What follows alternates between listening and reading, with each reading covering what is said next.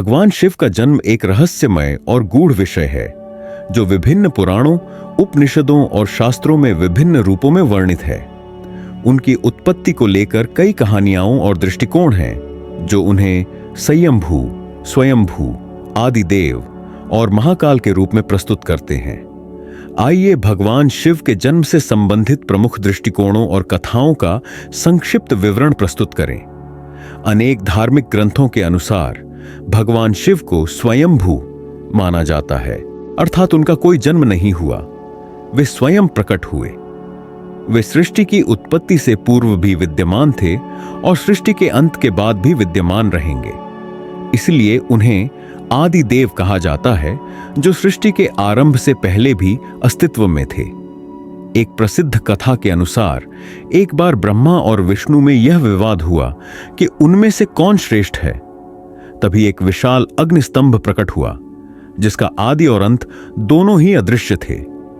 ब्रह्मा और विष्णु ने उस स्तंभ के आदि और अंत को खोजने का प्रयास किया, लेकिन असफल रहे।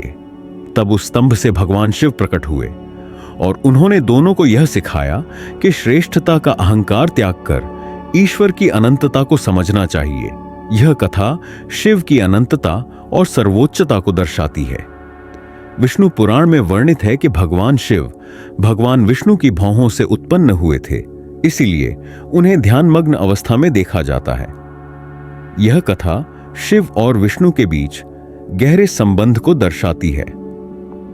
शिव पुराण में वर्णित है कि सृष्टि के आरंभ में परम ब्रह्म से अर्धनारीश्वर शिव और शक्ति का संयुक्त रूप प्रकट हुए। इस अर्धनारीश्वर से शिव और शक्ति पार्वती का प्रकट होना हुआ। यह कथा शिव और शक्ति की एकता और सृष्टि की उत्पत्ति में उनकी भूमिका को दर्शाती है। ऋग्वेद में रुद्र नामक देवता का उल्लेख है जो बाद में शिव के रूप में विकसित हुए। रुद्र को एक उग्र और शक्तिशाली देवता के रूप में वर्णित किया गया है। यह दर्शाता है कि शिव की अवधारणा वैदिक काल से ही अस्तित्व में थी। कालांतर में पार्वती ने कठोर तपस्या करके शिव को प्रसन्न किया और उनसे विवाह किया। उनके पुत्र कार्तिकेय का जन्म ताड़कासुर के वध के लिए हुआ। यह कथा शिव के पारिवारिक रूप और उनके पुत्रों की उत्पत्ति को दर्शाती है। भगवान शिव की उत्पत्ति को लेकर विभिन्न दृष्टिकोण और कथाएं हैं जो उन्हें अनादि, अनंत और सर्वोच्च ईश्वर के रूप में प्रस्तुत करती है। वे सृष्टि के आरंभ से पहले भी विद्यमान थे और सृष्टि के अंत के बाद भी विद्यमान रहेंगे।